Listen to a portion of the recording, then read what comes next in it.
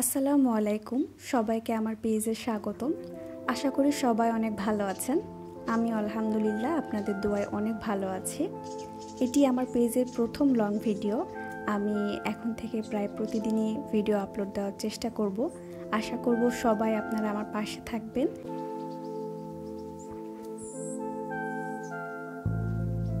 সকালবেলা উঠে মনটা এত ভালো হয়ে গেছে, আমি দেখলাম আমার অ্যাকোয়ারিয়ামে যে গাপ্পি ফিশগুলো ছিল সেগুলো বাচ্চা দিয়েছে। তো দুটো বাচ্চা ছিল, এই যে আপনারা দেখতে পাচ্ছেন। সেই বাচ্চা দুটোকে আমি আলাদা করে দিলাম এবং মাদার ফিশগুলোকেও আলাদা করলাম।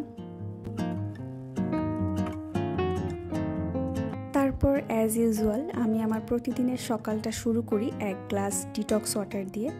এই যে আমি বিটরুট ব্লেন্ড করে আইস কিউব করে রেখেছিলাম, সেখান থেকে একটা কিউব নিলাম, একটু চিয়া সিড নিলাম, আর গরম পানির সাথে মিশিয়ে আমি একটা ডিটক্স ড্রিঙ্ক তৈরি করব।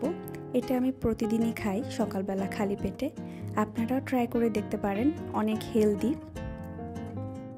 বিটরুটের গন্ধটা একটু কম লাগানোর জন্য আমি এতে এক টুকরা লেবু মিশিয়ে নিয়েছি। আপনারা চাইলে নিতেও পারেন, আবার নাও নিতে পারেন।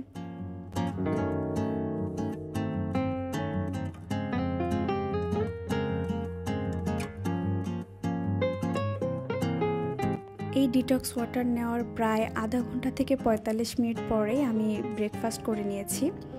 তারপর আমার হাজব্যান্ড গিয়েছে বাজার করতে, যেহেতু ছুটির দিন ও ব্রেকফাস্টের পরপরই বাজার করতে গিয়েছে। আর আমি এই তো চলে আসলাম একটু বারান্দায়। সবুজ গাছপালা দেখলে মনটাও ভালো হয়ে যায়।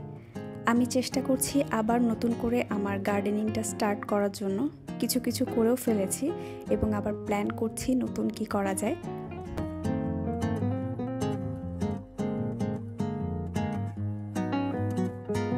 এই যে আমার হাজব্যান্ড বাজার করে নিয়ে এসেছে। আসলে ছুটির দিনগুলোতে আমি সবজিটাকেই বেশি প্রেফার করি, কারণ আমি ওয়ার্কিং ওম্যান। অন্যান্য দিন আমি সবজি কাটা বাছা ধোয়া এগুলো একদমই করতে পারি না, মানে সময়ই পাই না। তাই অন্যান্য দিন ঝটপট রান্নাগুলো যেমন মাছ ভুনা, মাংস ভুনা এগুলো করি। সবজিগুলো অনেক ফ্রেশ। আমরা নর্মালি এই শুক্র শনিবার ছাড়া আর সবজি কেনার টাইম পাই না, আর কিনলেও সন্ধ্যায় কিনতে হয়, তখন আসলে এত ফ্রেশ সবজি পাওয়া যায় না।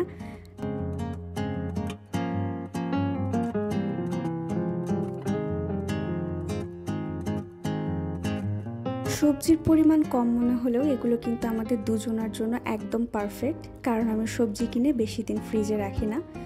মরিচের বোটাগুলোও ছাড়িয়ে নিচ্ছি, কারণ বোটা সহ মরিচ রাখলে পচে যায় তাড়াতাড়ি। বাজার থেকে আনা পুঁই শাকের ডাঁটাগুলো ভাবলাম বুনে দিই, যেহেতু আমার মাটি আছেই, তাই মাটি প্রস্তুত করছিলাম। আর তাছাড়াও আমি যেহেতু আবার নতুন করে বাগান শুরু করব, এই জন্য মাটি তৈরি করতে হবে। তার জন্য আমি যে কোকোপিট নিলাম, কোকোপিট কিন্তু পানি ধরে রাখতে অনেক সাহায্য করে। মাটির সাথে কোকোপিট মিশালাম, তার মধ্যে যে পুঁই শাকের যে নষ্ট পাতাগুলো ছিল সেগুলোও দিয়ে দিলাম। এতে করে কিন্তু ভালো একটা জৈব সার তৈরি হবে। আমি জানি যে ডালগুলো পুঁতে দিলে হয়তোবা আমি খুবই কম পাতা পাবো, বা একবার হয়তোবা সেই পাতা খেতে পারবো, কিন্তু তারপরও নিজের গাছের ফল বা সবজি খেতে কার না ভালো লাগে বলেন। এই যে ডালগুলো পুঁতে দিচ্ছি। বিকালবেলা আমি এই কাজটা করছিলাম। তারপরে আমার বারান্দার অবস্থাটা অনেক বাজে অবস্থা হয়ে গিয়েছিল, যেহেতু অনেক মাটি সার এগুলো নিয়ে কাজ করেছি। তারপরে চিন্তা করলাম এই বারান্দা আবার সুন্দর করে মুছে ধুয়ে পরিষ্কার করতে হবে।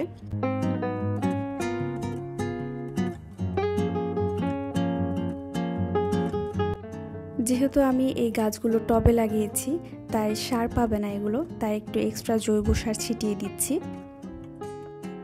জৈব সার ছিটানোর পর দেন আমি একটু হালকা করে পানি ছিটিয়ে দিলাম। যদিও মাটিগুলো ভেজা ভেজা আছে, তারপরে হালকা পানি ছিটিয়ে দিলাম। এই হলো আমার বারান্দার অবস্থা। ইনশাল্লাহ কিছুদিনের মধ্যে আরও অনেক গাছ লাগাবো। আজকে এখানেই বিদায় নিচ্ছি। আপনারা সবাই ভালো থাকবেন এবং চ্যানেলটি সাবস্ক্রাইব করে আমার পাশে থাকবেন। ধন্যবাদ।